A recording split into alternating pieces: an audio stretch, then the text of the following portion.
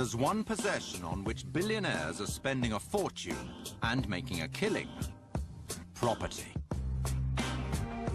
Penthouses, stately piles, fairy tale palaces to leave no one in doubt who's king. They're building fortresses. I like to refer to them as embassies. Fortunes are lavished on their transformation. We passed through a house in the country the other day, and it had 2 swimming pools off the bedrooms on the top floor. Why 2? 1 for each child. Ask a silly question. These people live very peripatetic lifestyles. They'll often have 5, 6, 7 houses. They don't actually live anywhere, which means that they don't make friends with other people because they're never in one place long enough. There's a sense of impermanence in a lot of their houses because they don't invest in their lives in the same way that we do. It's just stuff. It's all tradable. These are the most coveted houses in the world. But to many billionaires, they're not so much homes as appreciating assets. I can think of one client who has multiple properties, one in the country, and every morning the housekeeper makes sure that the flowers are fresh and the water in the vases is clean, and the driver and the handyman make sure that everything's working, and the employer has never slept there. There's one city that attracts the international super rich in their droves: London. London's become the sort of billionaire capital of the world. Their wealth has accelerated at a rate that one just simply couldn't believe was possible 15, 20 years ago. The rich are getting richer, and certainly that gives them opportunities. They're buying more and more properties around the world. The biggest draw for London to super billionaires is somewhere to park money. Let's invest it in property. It's so buoyant at the moment. London's such a bubble. Today, London is a home of sorts to over 100 billionaires. When everyone is moaning about overseas people buying in London, this is not bad. This is a sign of success. Just look at the skyline now. With all of these buildings, they weren't here 15 years ago. Waves of excited foreign buyers sashaying into the UK property market have created a whole new class of real estate. It's known as super prime. They're queuing to snap up top-end British real estate gems, like this £25 million mega mansion in North London. The gardens are exquisite. It's got a magnificent little lodge as you come in. It's got a guest house. It's got garaging. And, of course, it's got a 9-hole golf course, which I don't think many houses have in prime central London. At 20,000 square feet, there's enough room to swing a tiger in here. And toy-wise, well, even the most restless billionaire would be struggling to complain, but then there's no accounting for taste. I can't really see the benefit of the cinema, which means you've got to invite people over to watch a movie. Well, do you really want to do that? I mean, you've got people who've got televisions in every single room, including the bathroom, and you wonder how much time you can spend in a bath watching a movie. You know, you end up like an old prune at the end of it all. The type of buyer who's looking for a house like this will want to perhaps replicate what he has in his own country. It's more likely to be somebody who is Eastern European, for example, he's from Moscow, he'll live just outside Moscow, or it'll be a Middle Eastern family where bedroom count is very important and gardens are very important. They very much want new and they want shiny because they're purchasing very much in order to impress their friends. And to some buyers, nothing screams unimpressive like a lot of stairs to climb. Clients for the Middle East, stairs are a no-no. And I mean just steps up to the front door. They don't do them. Even a sort of first-floor apartment would need to have a lift. So that's their priority. And I know it sounds corny, but proximity to Harrods is absolutely what it's all about. London property is an asset class in itself. People are actually buying property just in the same way they buy wine. This money is making money faster than a worker bee can make money. So capital makes more money for itself than somebody working to earn a living. For the showier high-end house hunter, property is all about one-upmanship. Who's the boss? Who has just bought Whittenhurst in Highgate, North London? Once refurbished, it's set to be worth around £200 million. It's the second largest mega mansion in London, after Buckingham Palace. Well, there's always one, isn't there? But size isn't everything for another group of billionaire property buyers. What stokes their ardour is location. It's like a four-horse race. If you put a leader table, Belgravia would be at the top, then followed by Knightsbridge, Mayfair and Chelsea.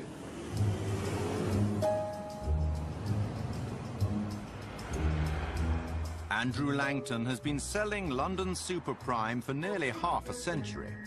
If you are approached by a buyer who says, I want to find a house with scale, volume, important location, you've got to say, well, Belgrave Square is right at the top of the list. I mean, like Seaford House over here, I mean, that is as fine a house as you'll ever see anywhere in this town.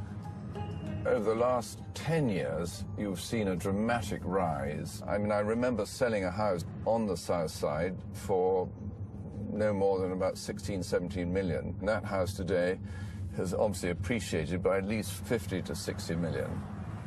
This gradually will be known as Billionaire Square. Ordinary mortals buy to live in. Billionaires buy to leave alone.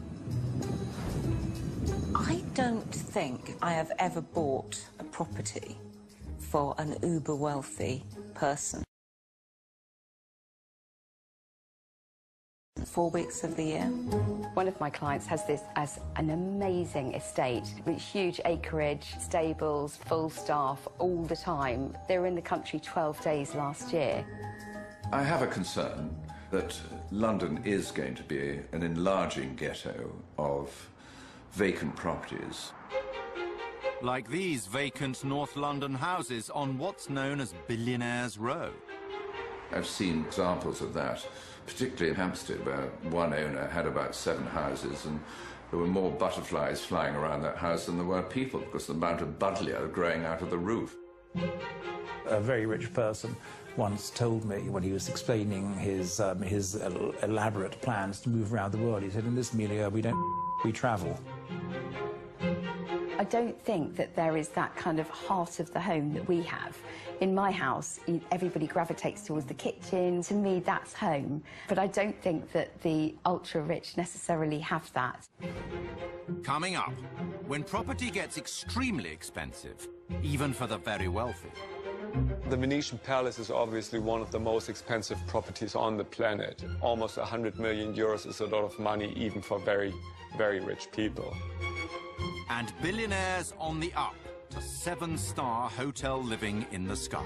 You live in a fortress of great wealth, and you keep out poor people.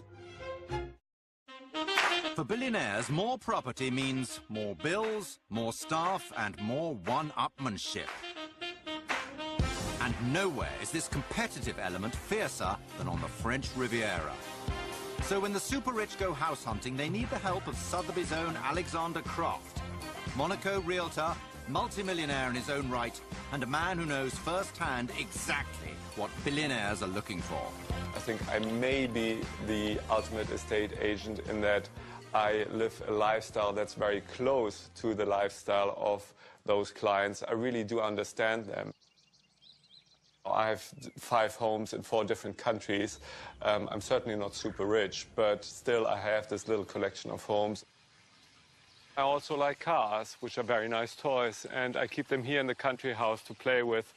So my English side again, I got a Bentley, an Aston, an old Jag. For the Italian moments, an Alfa Spider. I think today I'd rather take the Bentley because it's really the most comfortable. So the smoothest ride is always a Bentley. Today, Alexander is day tripping to Cannes to view a property he's been instructed to sell. The pool of potential buyers, though, is très, très petite. The Venetian Palace is one of the most expensive properties on the planet. It's priced at 95 million euros, and you know, almost 100 million euros is a lot of money even for very, very rich people.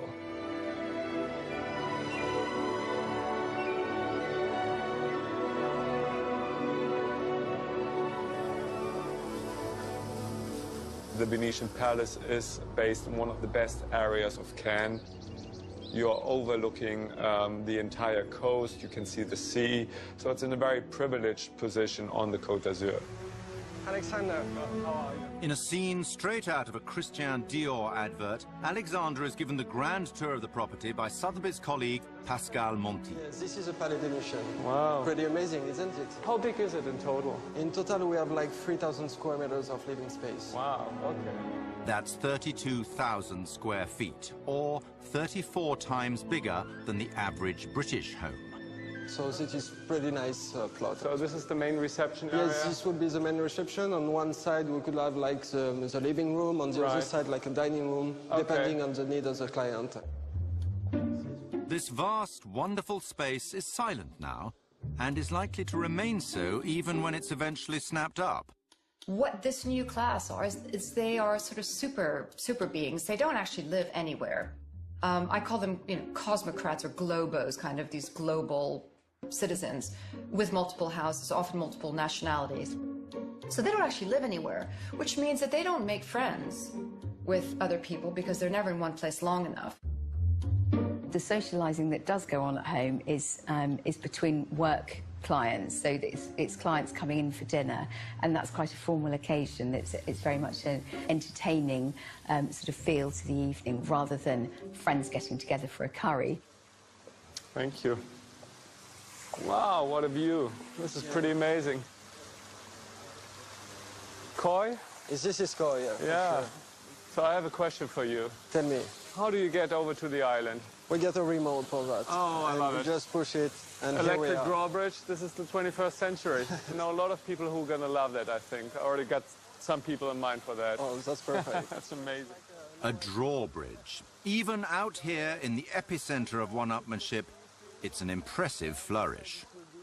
I think for the super rich properties, real estate is very important, because real estate is also an outward expression of your success, of your standing in the world.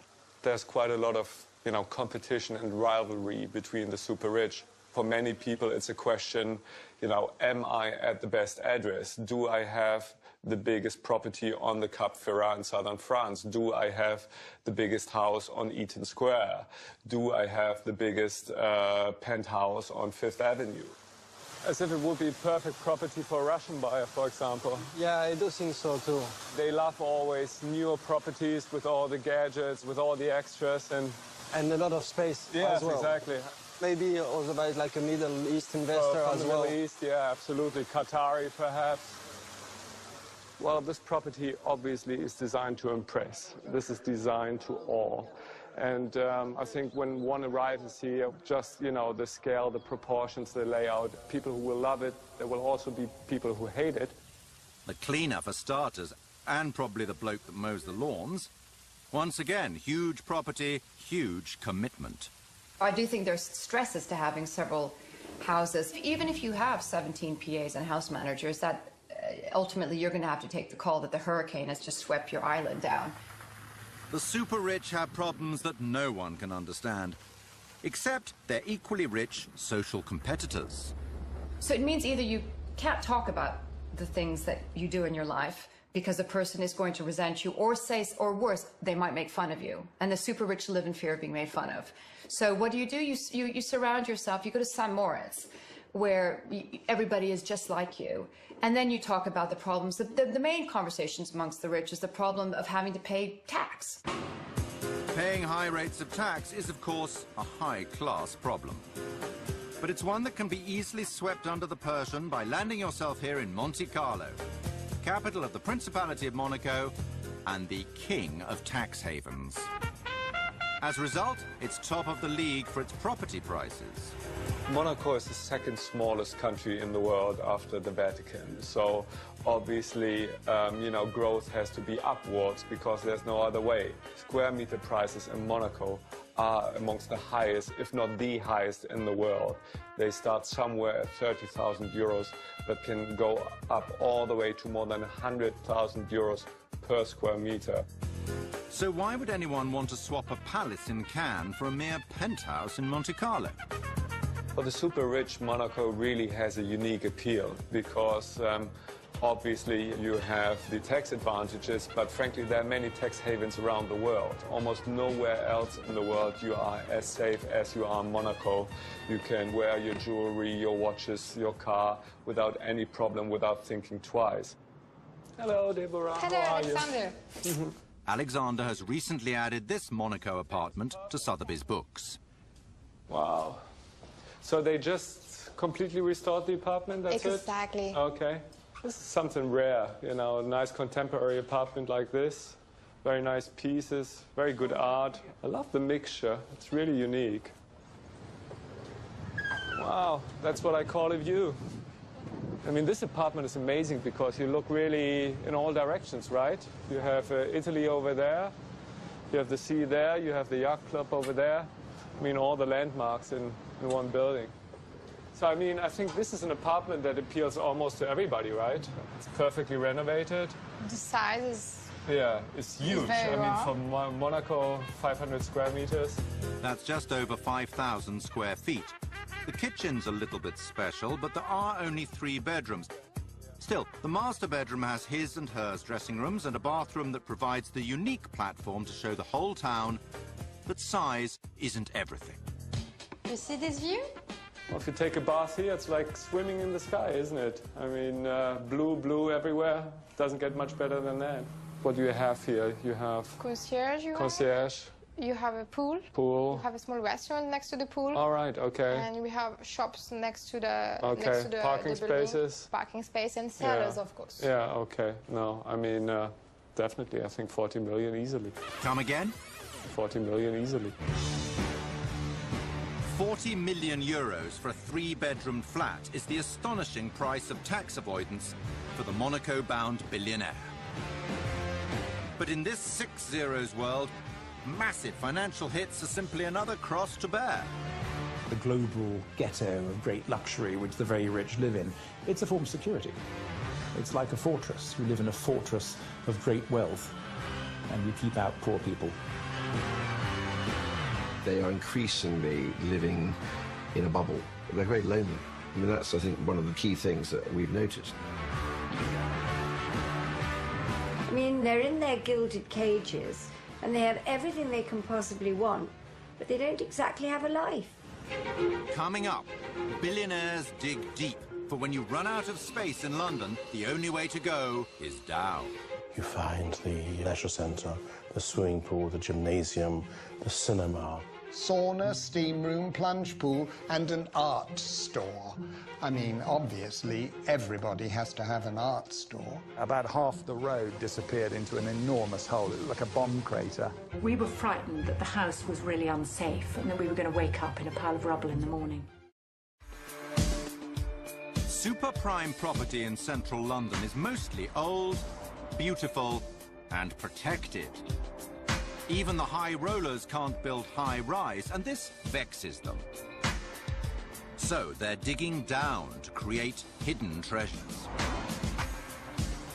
I was driving down one of the prime West London streets the other day, and the whole square was just a sea of skips and hoardings at ground level, because every other property was digging down. It's the latest form of competition between the super rich. You can hear the drilling all the time because everybody's creating their iceberg houses so they can make a 10 million or a 15 million pound mansion into a 20 million or a 25 million pound mansion. Bigger is better, and biggest is best of all. Well, I think basements are a bit like comparing penis sizes, in boarding school, that it's basically about the size of your house. They're building fortresses I like to refer to them as embassies. There is definitely a trend whereby people aspire to basically create a personal embassy. The underground emporiums of the super rich often have facilities that rival the top London health clubs. Standard must-haves for a basement would be the swimming pool, spa, sauna, a cinema, hairdressers, the must-haves. Some of the swimming pools we've done 8 metres, 24 feet length by, 12, 15 feet wide. So they're not small swimming pools. One that always springs to mind is the one that has a 10-metre high diving board into a swimming pool in the basement, and that's in a very central location in London. That's a dive through 2 floors of the average London home. And if you're swimming in cash, you can raise or lower the depth at will. We had one client whose children were majorly into water polo, so you need the pool at a different height, so the floor goes up and down. That way the children can play around almost as a paddle pool, or the floor can go all the way down and they can use it as a full swimming pool. I've seen lots of cinemas in basements. It's a common thing. Media rooms, they're not called cinemas, media rooms. An ice room, sauna, massage rooms, changing rooms. Bowling alley, squash court. The basement was 5,000 square foot, and it was exclusively to be able to display their artwork. We put disco dancing room. We put a few of those in, actually. Staff quarters, don't ever underestimate staff quarters. That's seriously important. Well, garages are very important because you can't park in England, in London, so people like to have 8-car garages if they can get it, with lifts going down into them. One of our clients jokingly said it would be quite handy if he could have his own entrance onto the platform of the district line. They've got everything. You tend to think, well, it's sort of now totally out of control and ridiculous. Soaring property prices mean that mega basements are worth a fortune to the super rich. But the price, sometimes paid by their neighbours, the merely wealthy, is immeasurable. Claire Latimer has lived for 22 years in London's celebrity-rich Primrose Hill. She became a victim of iceberg housing when her next-door neighbour began digging down in May 2012. People want extra bedrooms, family expanding, and they don't want to move. I'm all for that. But gyms and swimming pools and Odeons, why not go to the local Odeon? Why not go to a swimming pool? Why do you have to have it in your house, of which most of these owners seem to be very fat, and I don't think they use any of these things anyway. 3 months after the work began, the house next door fell down. Suddenly on August the 15th in 2012, in the night, a pier crashed down and went into a void with water. We still don't know what's happened. It was incredibly scary because the whole of my house just shifted and you really thought the house was going to come down. And it cracked every room in the house. There isn't a house there apart from the roof. That's the only thing that's left. I've had 2 years now with just one brick out into the elements of the air on the whole of one side of my house, which is my main room and my bedroom. So it's been freezing cold, the damp comes in, my clothes have got mould, my shoes have got mould, the heating bill's been drastically more. The other thing which is really sad is once this is done in possibly a year's time, which will be 4 years, then we'll have to move out to have our house repaired. So it's going to be a 5 or 6 year hassle, I think. I can't move, I can't rent the place, you just have to wait. Oh, God. They are your worst nightmare. One single household can inconvenience an entire neighbourhood for up to 2 or 3 years. If he had come to me at the beginning and said, I have wrecked your life, I'm really, really sorry, we'll put this right, blah, blah, blah, I would have had a very different attitude, I must say. In neighbouring leafy Hampstead, where house prices average around £2 million, a support group has been formed to lobby against iceberg homes. I bought my flat 25 years ago for a pittance. I am property rich and cash poor. In Peter Symonds Street, there are 5 mega basements in a row. They're like boys' toys. And Yes. everybody... You've got a swimming pool. Oh, I want a swimming pool. No, only I want a bigger swimming Only pool. I want a bigger swimming pool. I'm looking at a mock-up here, fascinating mock-up of an iceberg house. And it goes down 50 feet, 4 levels. That's amazing.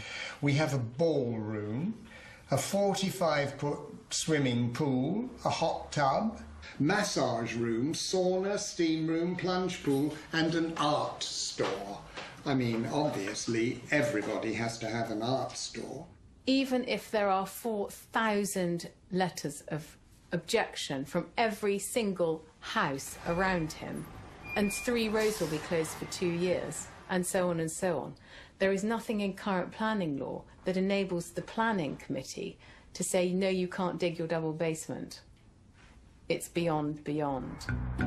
In 2013, the Borough of Kensington and Chelsea received 450 planning applications for basements, almost a 1,000% increase in just over a decade. This street in Prize Belgravia has been the home of the ʟᴜxᴜrɪᴏᴜs family for 17 years.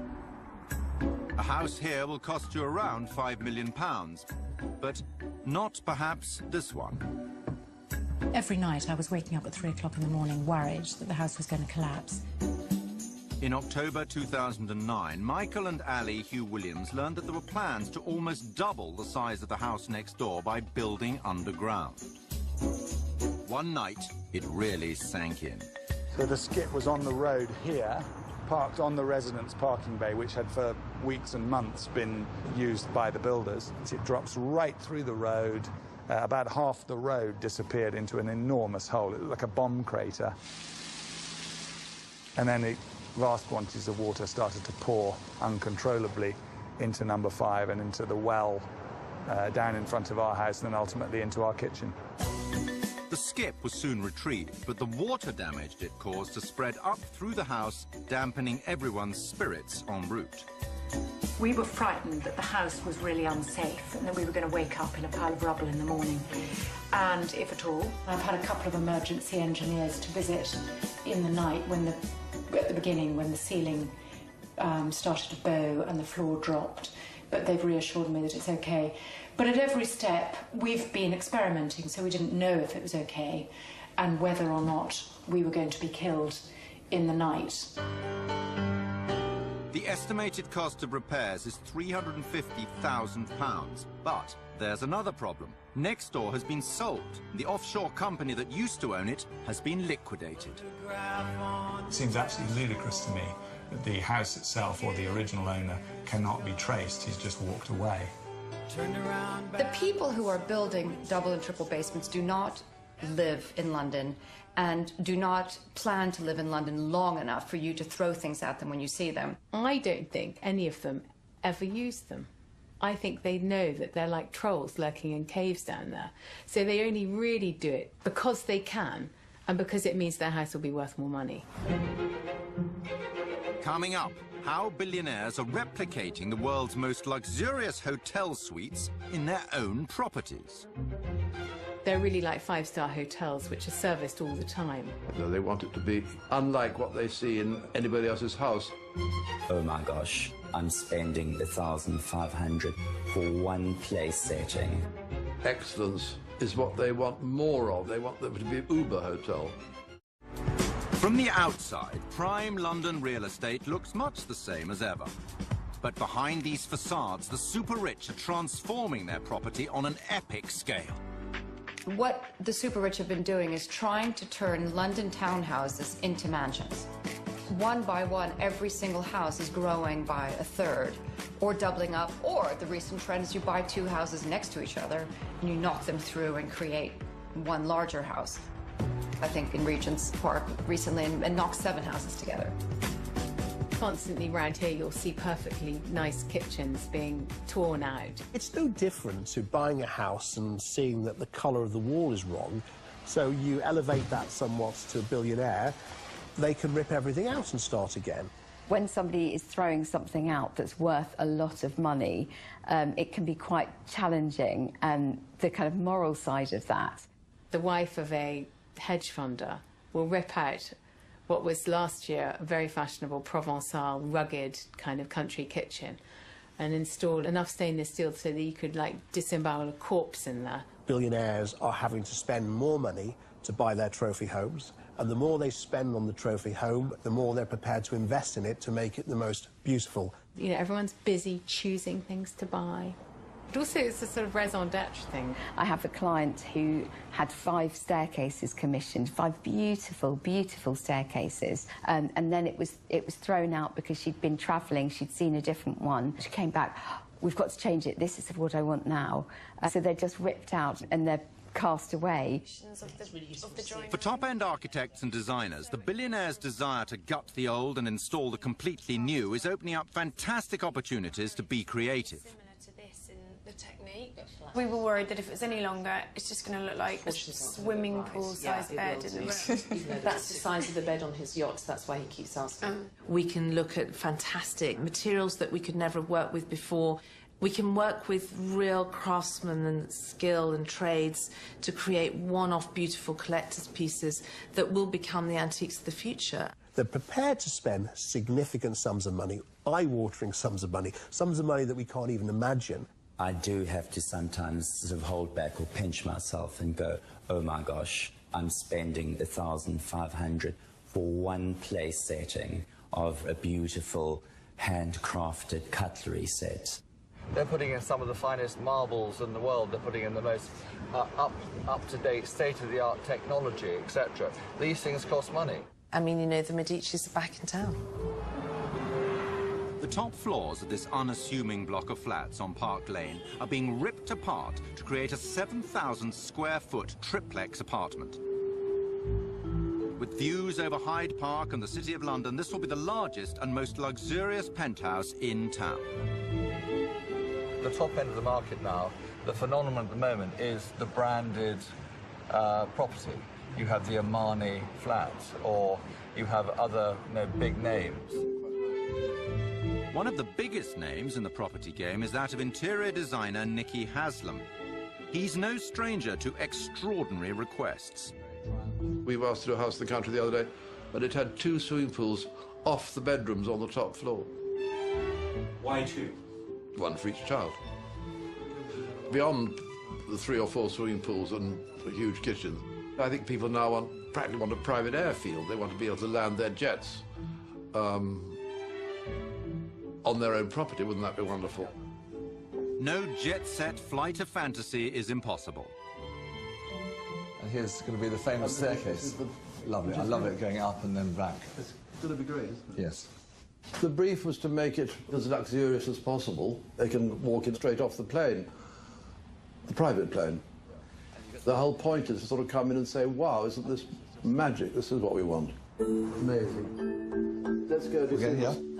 It is a wonderful space, but to keep seen it all before billionaires parting with their money, well, you need to throw in a few tricks. So the bookcases will swivel and then just gently move back.